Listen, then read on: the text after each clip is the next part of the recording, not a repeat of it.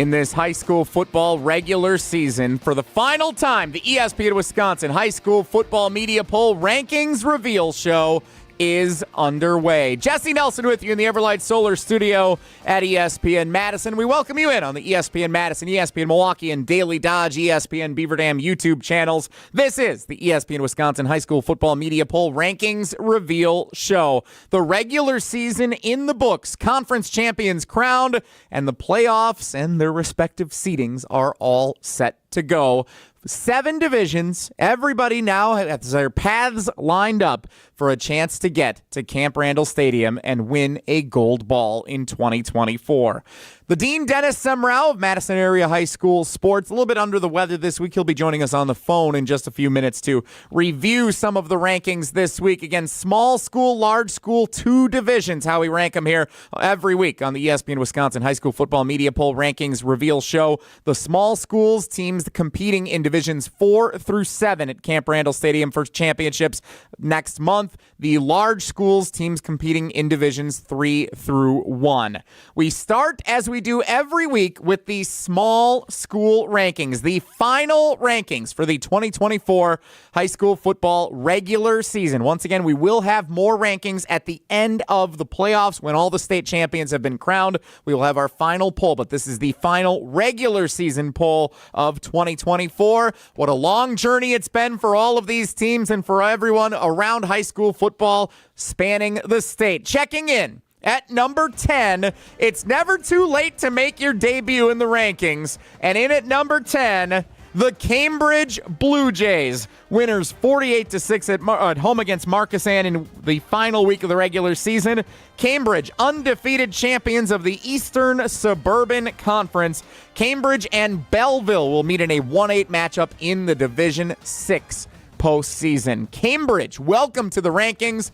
Better late than never. The Blue Jays in at number 10. Checking in at number 9 in the small school rankings for the final edition of this season, the Prairie du Chien Blackhawks, 8-1 on the season. They win their final contest 42-7 on the road against Lancaster, champions of the Southern Wisconsin Conference. The Prairie du Chien Blackhawks, they are a number 1 seed in the Division 5 playoffs. They will take on 8 seed Southwestern, potential matchup looming if it plays out as chalk with Darlington in level 3, and a potential showdown with Stratford in level 4. More on the Tigers coming up here in just a few moments. Number 8 this week, the Wrightstown Tigers, winners 35-0 in their final game of the season at New London. They finish in second place in the Northeastern Conference. You'll hear about the team that finished in first place in that conference in just a few moments as well.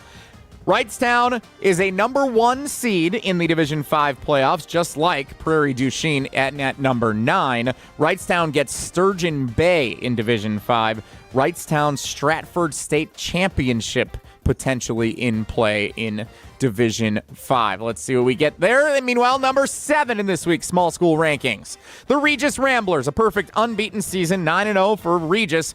But check out how it ended. They got a Osseo Fairchild did not field the team, so they got a forfeit win in the final week of the regular season. They scheduled the game with United Township, Illinois.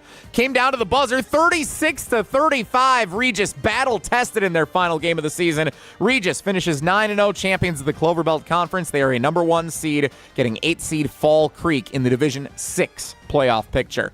Speaking of 6, in at number 6 in the final rankings of the regular season, also an undefeated team, the Kiel Raiders, 62-13 winners against the Kohler Co-op program in the final week of the regular season. Kiel, champions of the Eastern Wisconsin Conference. The boys basketball team was undefeated at the end of the regular season last year, made it all the way to the Kohl Center in the state title. Let's see if Kiel football can get it done. Despite being undefeated, despite being 6th ranked in the state, Kiel does draw a number 2 seed, according to the computers in the WIAA's system.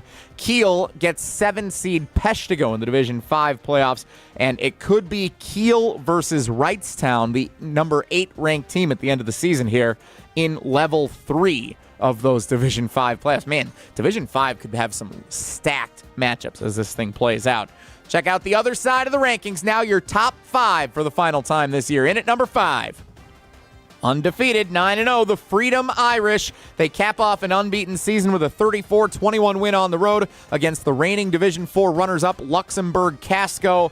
Freedom, the champions of the Northeastern Conference. Wrightstown finished second in that conference. Freedom qualifies as a Division 4 school this year. Number 1 seed Freedom gets 8 seed St. Croix Central in the opening round of the Division 4 bracket. And Freedom is on the opposite side of both Columbus and Aquinas in Division 4. We'll talk plenty about those potential state championship matchups in mere moments. The number 4 ranked team in the small school media poll is the Edgar Wildcats, 8-1 on the year, champions of the Merriwood CWC Conference.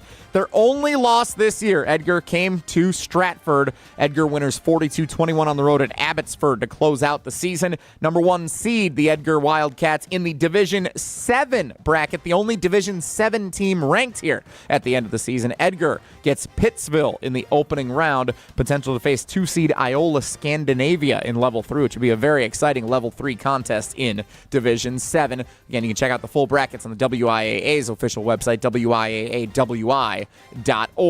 How about the number 3 ranked team in the small school media poll?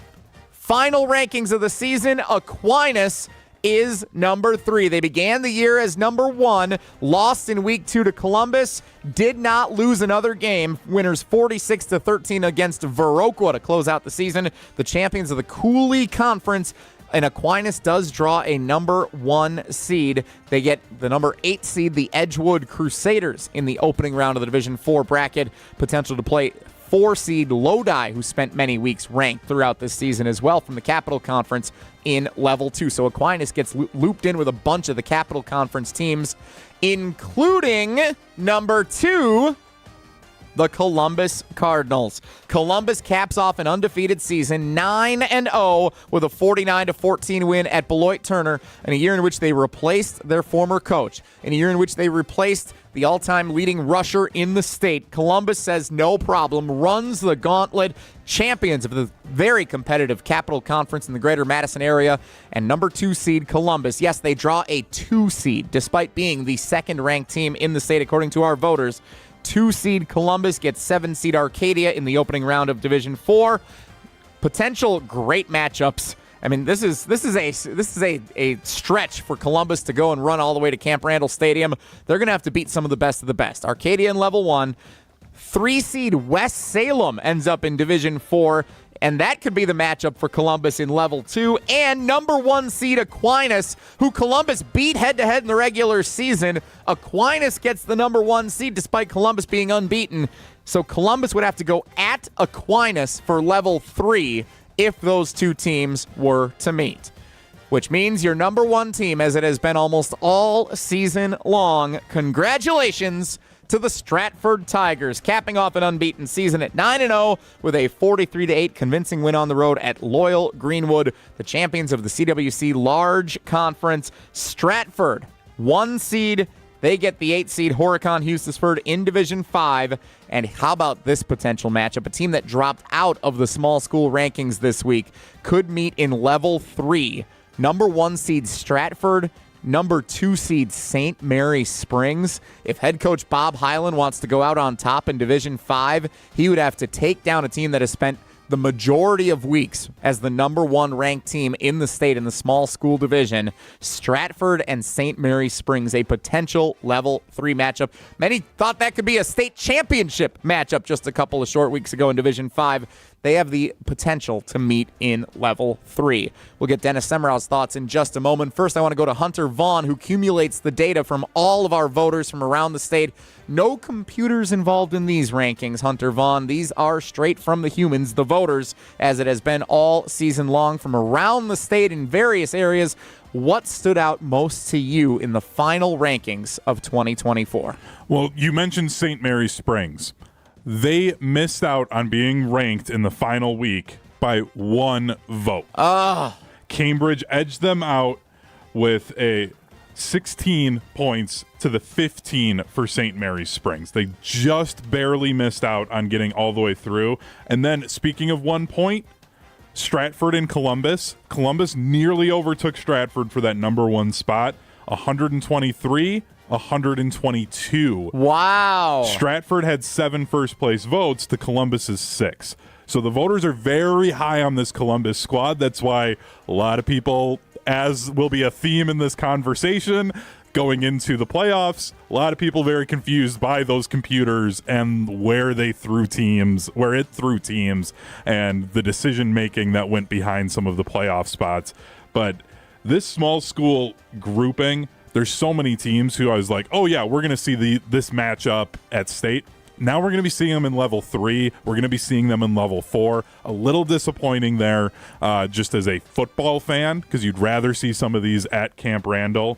But this was one of the tighter weeks we've seen for the small school poll. The small schools poll had been pretty consistent the last couple of weeks, so to see some at least close voting and a couple of change-ups here in the final week, definitely an interesting development as we close out the regular season. We now bring in the Dean of Area High School Sports. Again, a little under the weather this week, but we hope Dennis will be nice and well come postseason time here in just a couple of days. It's Dennis Semrau of ESPN Madison. Dennis, good afternoon. Welcome into the rankings poll. Your seat misses you here in the Everlight Solar Studio at ESPN Madison. As you review the small school rankings, as we just unveil them here for the final time in this regular season, what stands out most to you here at the end of the season? Well, that Division 4 bracket is incredible. You've got Columbus and Aquinas on the same side, and Freedom Irish on the other side. And guess who? Winneconne, a team that's gotten votes all year long. They ended up 9-0, defeated Seymour for the Bay Conference title. They're in that lower left quadrant. So Freedom, Winneconne, Aquinas, and Columbus are the 4 teams that I picked right out of our poll. But why is Columbus a 2 seed and Aquinas a 1 seed in the same 8-team grouping, and Columbus beats Aquinas and blew through the Capital Conference? So, again, the computer rankings, they say, well, no, they're not transparent. So people are guessing, wondering what's going on. And then you've got a couple of teams in the large schools that didn't make it. That you're going, how are you applying your rules, your tiebreakers and whatever. So but I think that Division 4 is going to be fun. Division 4 will be fun. I think Division 5 is loaded, and we'll see how some of these matchups play out as we get to Camp Randall Stadium. Levels 4 and 5 going to be some tremendous potential matchups there if it plays out chalk. We'll talk about the computers at the conclusion of the show because I do want to address some of that as it pertains to these large schools as well. So we'll get to that conversation at the end here, Dennis. So you rest up. We got a couple of minutes to go, and then we'll bring you back in for the conversation with the large schools here in just a moment. The ESPN Wisconsin High School Football Poll Media Rankings Reveal Show, again, for the final time in 2024's regular season of the high school football campaign. Jesse Nelson with you in the Everlight Solar Studios at ESPN Madison for the ESPN Wisconsin High School Football Media Poll Rankings Reveal Show. Small schools have been unveiled for the final time this regular season. Let's now move on to the large school top 10. For the final time, we take a look after conclusion of the regular season. 9 games in the books.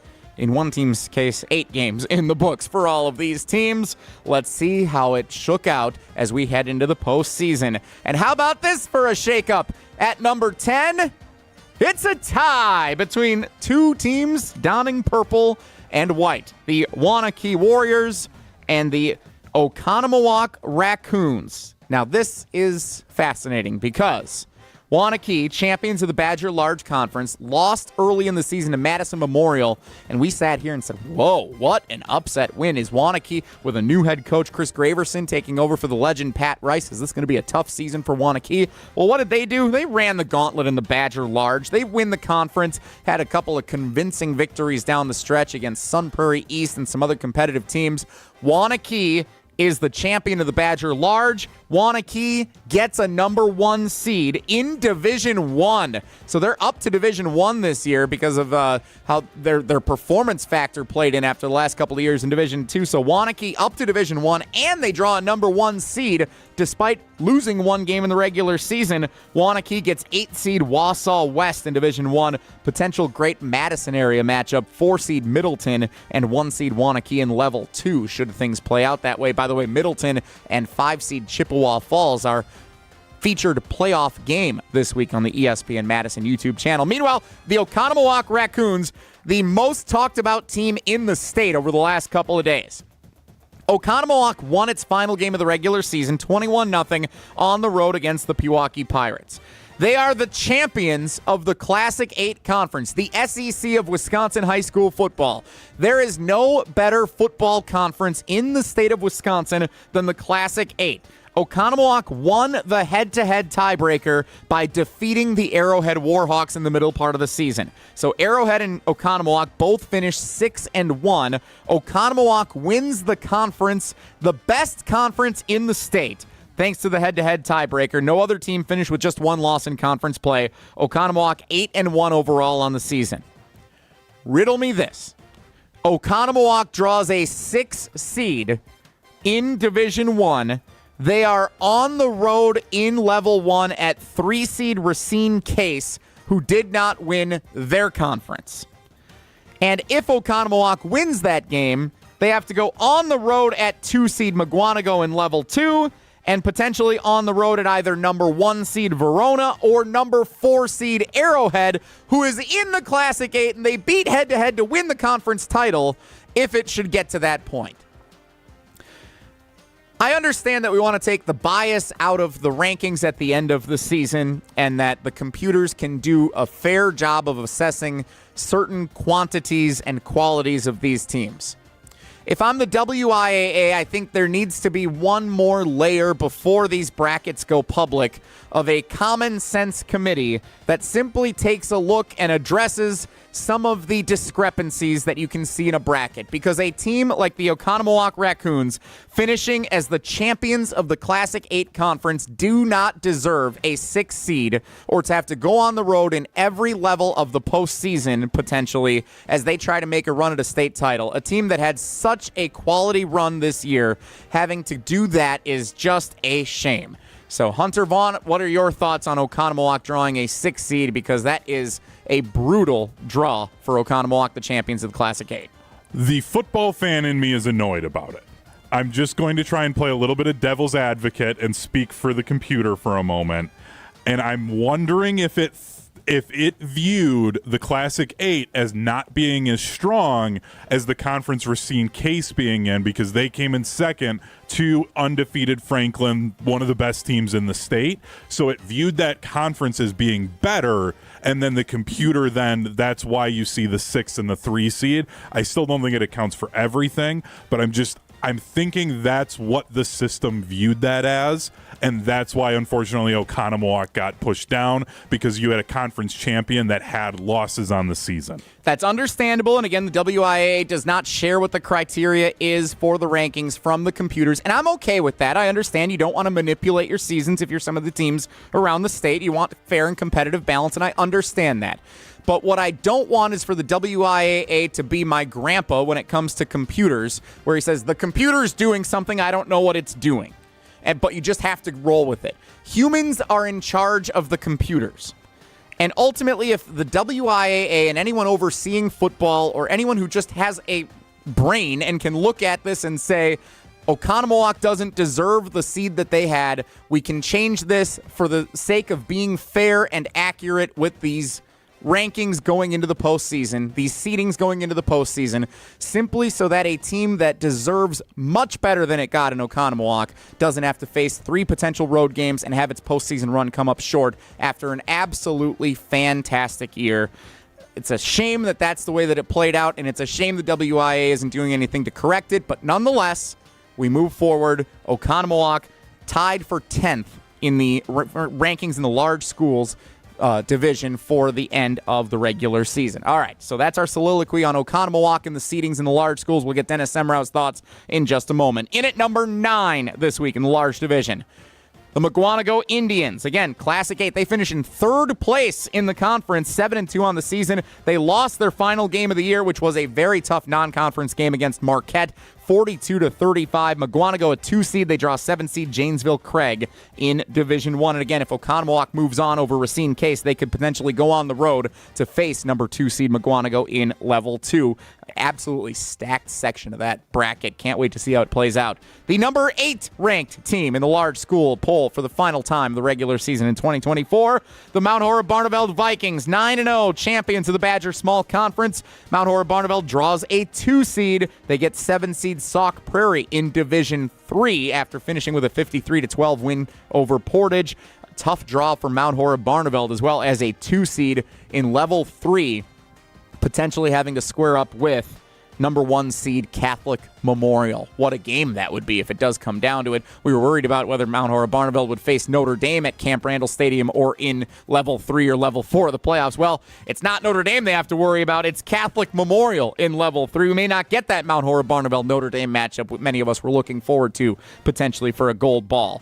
The number 7 ranked team in the large school media poll for the final time in 2024 is the Arrowhead Warhawks, 7-2, winners 38-17 over Kettle Moraine to close out the season. Again, Arrowhead finishes in second in the Classic 8. Oconomowoc and Arrowhead both 6-1 in conference play, in the best conference in high school football in the state. Arrowhead lost the tiebreaker to Oconomowoc, so the Raccoons are the conference champs. Arrowhead comes in second.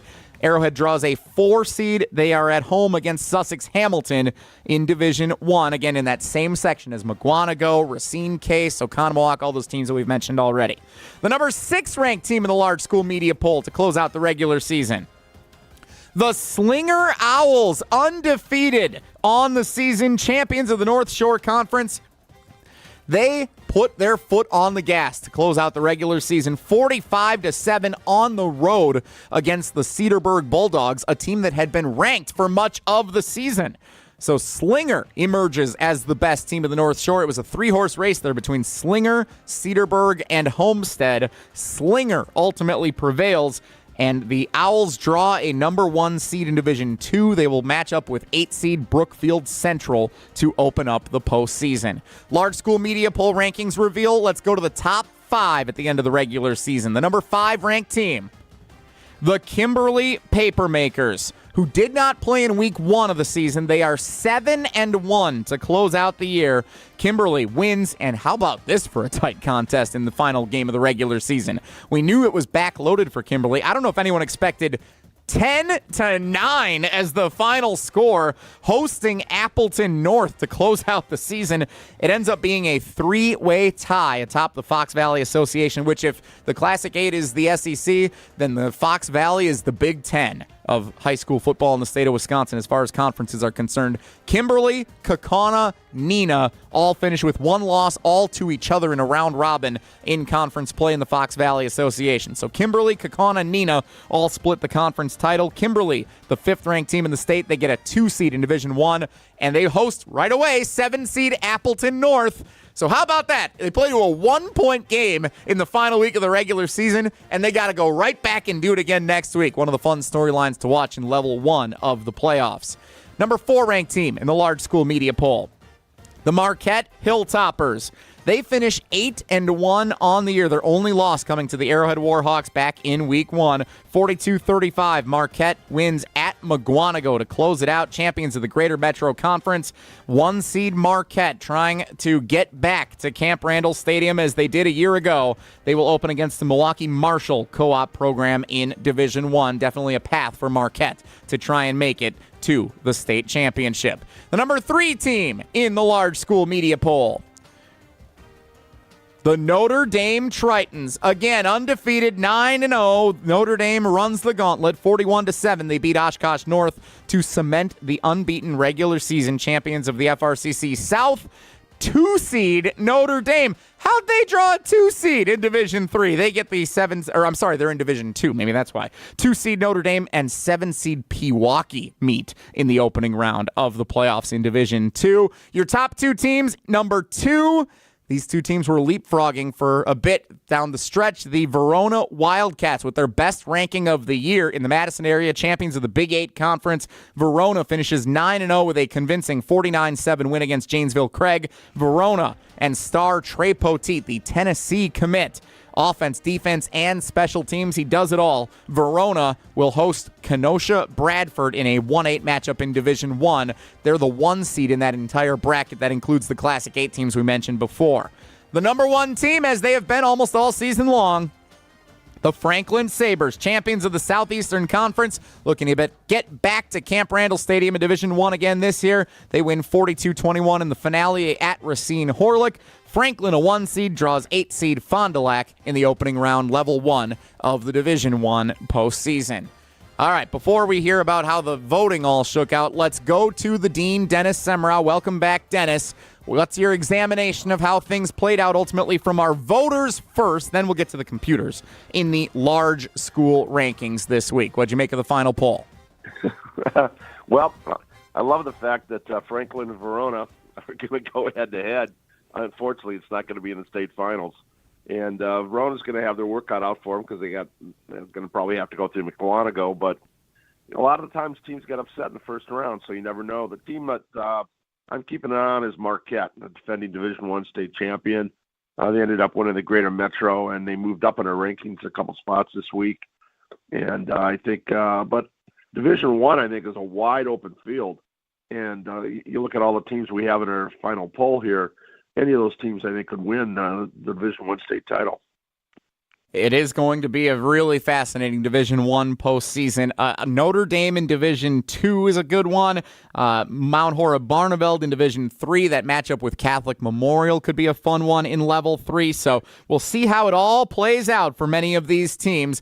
Dennis, what do you make of how the brackets were unveiled? Obviously, we spent a little time just now talking about Oconomowoc, talking about McWanago, Arrowhead, Verona, Marquette. Somehow the ultimate seedings were unveiled here by the computers. What did you make of how the large schools were processed?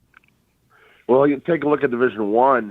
In the coaches poll, 7 of the top 10 teams are on the right side of the bracket.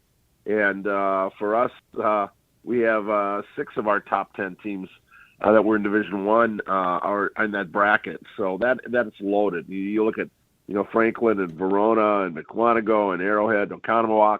Yeah, I wonder about Oconomowoc and Case. Case's only loss was to Franklin, 27-14, week number 2, and I think they put a little weight into that. When the Raccoons got into first, then the next week they lost. I think it was 27-6, something like that. So maybe they put that into play, but still a conference champ, even though it was 3-way, getting the 6th seed and having to go on the road to Case, I think that's an injustice for the Raccoons. So that just gives them a little bit of a chip on the shoulder going to the playoffs. Producer Hunter Vaughn of our ESPN Wisconsin High School Football Media Poll Rankings Reveal show accumulates the data from around the state. Hunter, what do you want to weigh in on as you see how this large school poll shook out at the end of the season? Now, obviously, Dennis, not to call you old, but you have more experience in this area than I do. It's okay. We know Yeah. him really well, folks. Yes. We can make that assessment here. I feel like this year, more than years in the past, we are seeing level 1 games between conference opponents. And I don't like that. I don't know how you guys feel about that, or Dennis, if this is a normal thing and I'm just noticing it now, but I feel like those should be pushed away and you should have conference opponents maybe level 2 or 3 matching up, not right away again in level 1 like we're going to see with Kimberly and Appleton North. Yeah, I think teams, conference opponents shouldn't play in the first couple of rounds. I mean, that should maybe be a level 3 or 4. You should try to avoid that. Teams want to play some different teams. I've talked to some of the area coaches that said, like Middleton, for example, they get to play Chippewa Falls. Hey, great. It's a team we haven't seen, somebody different. We don't have to go there. They got to come here. So maybe that's an advantage of a 2-hour trip. But I don't like the fact that Kimberly just played Appleton North and they got to play them again. We saw this a few years ago with La Follette and Sun Prairie. Sun Prairie, when they were one school, beat La Follette handily week 9, but the quarterback for La Follette was out. He came back the next week, and there was your upset special in the first round. So I think teams that play each other should have to play each other right away. I don't mind the conference matchups in level 1 as long as it doesn't compromise the seeding. Like, I wouldn't want to put two teams from the Big 8 conference, drastically change what their seeding would be just so that they don't play each other. I think if you can avoid that as best you can, that would be something that a committee would like to do, but understandable that it's going to happen in some situations. So I don't mind that as much as maybe you do, Hunter, but what I do mind is when seedings just don't make sense, Dennis. And it just seems to me like this Oconomowoc seeding as a 6 seed after winning the toughest conference in high school football in the state. Nobody thought before this bracket went out that maybe we should change that. Just makes no sense to me. Yeah, I would have thought that somebody takes a look at it and can kind of tweak things a little bit. That's what you would assume. But if this is what the computer spit out, if they tweaked it and this is what we came up with, then there's a problem. But I think that there should be, like you said, another layer in there. A common sense committee. Maybe that's all it would take to just figure out exactly when these computers spit out the seedings, what it actually should end up being before they go public. You've got a lot of Hall of Fame coaches around that are retired. I look at our Mr. Basketball, some of the coaches that are on that poll ranking these kids, they follow the sport religiously, even though they're not coaching anymore. They're fans and they know their stuff. So maybe you ought to get a coach from each of the quadrants and a Hall of Fame coach and say, okay, what do you think? You looked at this, you know the history of the conference and whatever. Is this fair or not? Maybe it's going to delay your reveal show a little bit longer on a Saturday. Teams might have to wait a little bit, but I think it's worth the delay. I think it is as well. And speaking of reveal shows, this is it for our regular season on the ESPN Wisconsin High School Football Media Poll Rankings Reveal Show. Our maiden voyage this year, taking over the Media Poll rankings for the large and small divisions for the 2024 regular season. We will be back with one final ranking show once the state championships conclude in November to rank the teams one final time. Special thanks to all of our voters from all around the state. I want to give a special thanks to Hunter Vaughn, who does accumulate this data each and every week. It is not an easy process to go through. Hunter, you do a fantastic job, and thank you for being part of the show, producing it, but also for putting these polls together each and every single week. Thanks, Dennis Semrau. We wish you could have been in here for the final show, but we'll get you back for the finale coming up at the end of the season, and can't wait to call some exciting postseason games with you on the rest of our ESPN Madison team. 5 weeks to go. Let's have a lot of fun here the next 5 weeks. And if nothing else, we'll see you at Camp Randall Stadium, where ESPN Madison will broadcast all 7 WIAA State Football Championship games on 100.5 ESPN. Thank you so much for once again joining us for the ESPN Wisconsin High School Football Media Poll Rankings Reveal Show. Follow ESPN Madison on our social media platforms to review, to comment, to interact on what the rankings shook out as here for the final time in the 2024 regular season. My name is Jesse Nelson. We will see you in the playoffs in just a couple of days. Thanks so much for joining us on the ESPN Wisconsin High School Football Media Poll Rankings Reveal Show.